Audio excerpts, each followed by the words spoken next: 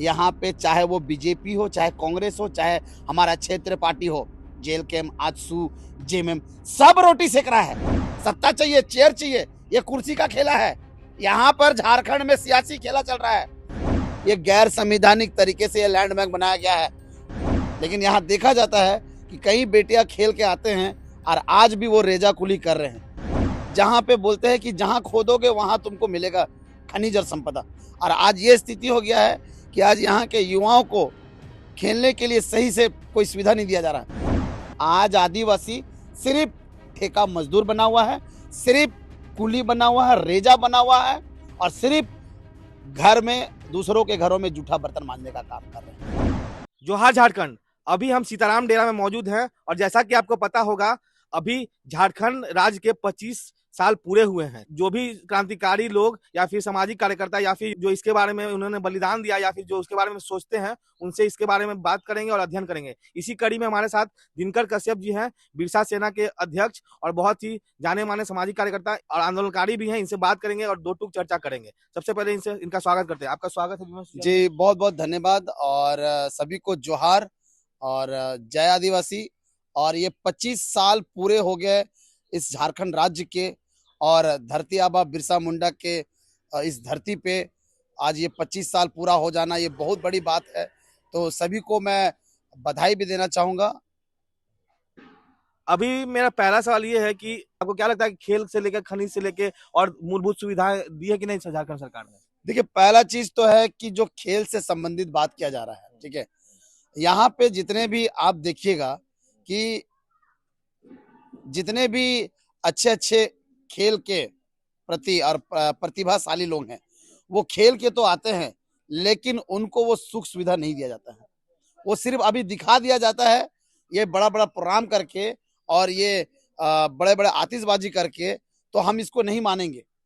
मानेंगे तब जब सही रूप से धरातल तय यहाँ के आदिवासियों को, यहाँ के झारखंडियों को जब यहाँ पे सही रोजगार मिलेगा उस खेल के माध्यम से। लेकिन यहाँ देखा जाता है कि कई बेटियां खेल के आते हैं और आज भी वो रेजाकुली कर रहे हैं। आज भी वो अपने घर में बाहर जाते हैं, सब्जी बेचते हैं। आज भी वो किसी के घर में जाके कुली कबाड़ी काम कर रहे हैं। ये बड़ा दुख लगता है कि जिस तरह से ये बड़ी बड़ी बातें कर देते हैं कि हमने प्रतिभा को मौका दिया, तो हम ये भी दिखा देंगे कि कितना मौका दिया है। इसमें अगर देखा जाए तो कुछ हमारे आदिवासी महिला हैं, कुछ हमारी बच्चियां हैं, कुछ हमारे लड़के हैं जिनको सक्षम तो है प्रतिभा में, लेकिन उनको मौका नहीं दिया जाता है। मतलब आपका कहने का मतलब कि प्रोत्साहन राशि नहीं दी जाती है? नहीं दिया जाता है। उनको खुद का पैसा लगा के जाना पड़ता है खेलने के लिए। आज यहाँ पे झारखंड एक ऐसा राज्य है जहाँ पे बोलते हैं कि जहाँ खोदोगे वहां तुमको मिलेगा खनिज और संपदा, और आज ये स्थिति हो गया है कि आज यहाँ के युवाओं को खेलने के लिए सही से कोई सुविधा नहीं दिया जा रहा है। ये सही मायने में अगर आज के डेट में अगर इस झारखंड को अगर जो मिला है वो खनिज और संपदा से आज ये झारखंड बचा हुआ है, नहीं तो ये खनिज संपदा नहीं रहेगा तो ये झारखंड कभी नहीं बचेगा। अगला सवाल मेरा ये है कि लैंड बैंक की बात उठती है, तो लैंड बैंक क्या बना है और उसके पीछे काम हुआ है कि नहीं हुआ? देखिए, लैंड बैंक जो है, लैंड बैंक क्या है? रघुवर सरकार के कार्यकाल में लैंड बैंक बनाया जाता है।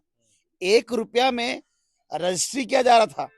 और ये जो सरकार है, आज जो वर्तमान सरकार है, ये सरकार लैंड बैंक, आज सरकार बने हुए लगभग 10 साल होने को जा रहा है। ये 10 साल, ये दूसरी सरकार है, दूसरी बार उन्हीं की सरकार है। और ये लैंड बैंक जो है अभी तक रद्द नहीं हुआ है। 28 विधायक ही जी सर, मतलब एसटी का विधायक 28 है। और ये लैंड बैंक में जो जमीन जो पड़ा हुआ है, लाखों लाख एकड़ जमीन, ये किसका जमीन है? ये गैर संवैधानिक तरीके से ये लैंड बैंक बनाया गया है। इसका मतलब कि ये दबंगई किया गया है। ये लोग वहां से सांसद से कोई बिल पास करते हैं, ना राष्ट्रपति का इसमें हस्तक्षेप होता है और ना ही राज्यपाल का। ये बिना राज्यपाल और बिना राष्ट्रपति का सब चीज बना दिया जाता है। इसका मतलब कि ये लोग साफ साफ दिख रहा है कि यहाँ के आदिवासियों के और मूलवासियों की जमीन को जबरन किसी भी तरह से हथियाना और किसी भी सोर्स लगा के, प्रशासन लगा के उन पे दबंगई करना है। स्थानीय नीति पर बात करते हैं, वाकई में सरकार ने कुछ काम किया कि नहीं? देखिए, स्थानीय नीति का अगर बात निकाले हैं तो एक बात जान लीजिए कि 2000 19 में 2019 में जब चुनाव का प्रचार प्रसार चल रहा था, तो ये वही अगवा सरकार है, ये वही हेमंत सरकार है जिन्होंने ये कहा था अपने शब्दों से कि मैं सरकार में जैसे ही आऊंगा मैं 32 का खतियान लागू करूंगा, यहाँ का डोमिसाइल नीति बनाऊंगा, यहाँ का नियोजन नीति बनाऊंगा। लेकिन आज ना डोमिसाइल नीति है, ना 1932 का खतियान का नीति है, क्योंकि ये सरकार चल रही है अगवा और बबुआ से। क्योंकि आज भी अगवा और बबुआ हम पे हावी है और हम हावी होने दे रहे हैं। हम भी कम नहीं है, क्योंकि हम 5 किलो राशन और 2500 का मैया समान योजना में खुश है। वाकई क्या आपको लगता है जैसे प्रधानमंत्री राशन योजना जैसे चलती है उसी तरह ये भी रेवड़ी, मुफ्त की रेवड़ी बांटी है? एकदम रेवड़ी बांट रही है और रेवड़ी दे के मलाई लिया जा रहा है। पूरा का पूरा खनिज, कोयला से लेके अबरक से लेके तांबा से लेके यूरेनियम, जो पूरे भारत देश को शक्तिशाली बनाने का काम करती है। यूरेनियम हमारे राज्य से जाता है, जादूगोड़ा यूरेनियम माइन से। ये बहुत बड़ा ये वो धातु है, वो खनिज है, वो एक मिसाइल का काम करता है। वहां से हम लोग ये चीज देते हैं। लेकिन आज झारखंड में देख लीजिए आदिवासियों का दुर्दशा। खिचड़ी भात खिला के यहाँ के बच्चों को अपंग बना दिया गया। 5 किलो राशन दे के यहाँ के युवा जवान को बर्बाद कर दिया गया। 2500 मैया सामान दे के कि बेटियों को क्या आप सशक्तिकरण कर रहे हैं? किस तरह का सशक्तिकरण कर रहे हैं? टाटा कंपनी के बारे में बात करते हैं, क्या वो स्थानीय नीति में और ये झारखंड की जनता के लिए उन्होंने काम किया या नहीं किया, इस पर क्या कहना चाहिए? देखिए, टाटा कंपनी जो 1907 में ये कंपनी आई थी और इस कंपनी का मोटिव क्या था? यहाँ के लोगों को रोजगार देने का नहीं था मोटिव। अगर यहाँ के लोगों को रोजगार देने का मोटिव होता तो आज ये इतने सारे जो शहर दिख रहे हैं, इतने सारे जो आपको पक्के मकान दिख रहे हैं, बड़े बड़े माले दिख रहे हैं, ये क्या आदिवासियों का है? क्या यहाँ झारखंडियों का है? कितने आदिवासी बिल्डर है जी? कितने आदिवासियों का ठेका टेंडर चल रहा है जी? आज आदिवासी सिर्फ ठेका मजदूर बना हुआ है, सिर्फ कुली बना हुआ है, रेजा बना हुआ है और सिर्फ घर में दूसरों के घरों में जूठा बर्तन मांजने का काम कर रहे हैं। कि जैसा कि कहा जा रहा है कि मोदी सरकार जो है वो अडानी अंबानी के हाथों में चली गई है, तो क्या अभी जेएमएम की सरकार भी किसी के हाथों में है या फिर नहीं है? देखिए, सभी को तो आंख में धूल झोंक के रखा गया है कि आदिवासियों की सरकार है और सबको लग रहा है कि आदिवासियों की सरकार है।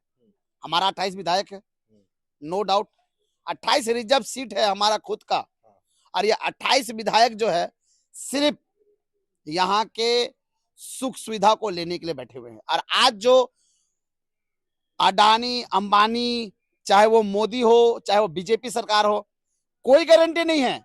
जनता को धोखा दिया जा सकता है। 5 किलो राशन और 2500 मैया समान योजना में जनता को बोका बना कर रखा है जी। कोई गारंटी नहीं है कब पलटी मार दे। सत्ता चाहिए, चेयर चाहिए, ये कुर्सी का खेला है। यहाँ पर झारखंड में सियासी खेला चल रहा है, लेकिन यहाँ के युवाओं को भी समझना होगा। आज अगर आप दूसरे देश का बात कीजिएगा तो आप चाइना को निकाल देख लीजिए। आज चाइना 500 साल आगे जा चुका है। आज वहां का बुलेट ट्रेन का स्पीड है 450 से 500 का स्पीड। आपका एक वंदे भारत का स्पीड कितना है जी? 190। वो भी दूसरे ट्रेन को रोक के आगे बढ़ाया जाता है। तो ये है हमारी स्थिति। हम यहाँ पे रुके हुए हैं। और ये जो दल बदल का बात है ना, ये जो चला रहा है, तो सही मायने में इस सरकार को चलाने वाला पूंजीपति लोग हैं। ये आदिवासी की सरकार नहीं है और यह झारखंडियों की सरकार नहीं है, ये पूंजीपतियों की सरकार है। उस वक्त भी पूंजीपतियों की सरकार थी, ये 25 साल तक पूंजीपतियों की सरकार चला है। तो आपका कहने का मतलब है कि जितनी भी सरकारें आ रही, बीजेपी, कांग्रेस, कम्युनिस्ट, सारे सारे दोषी हैं? पूरा दोषी है। और दोषी तो वो तो है ही वो, और हम भी दोषी है।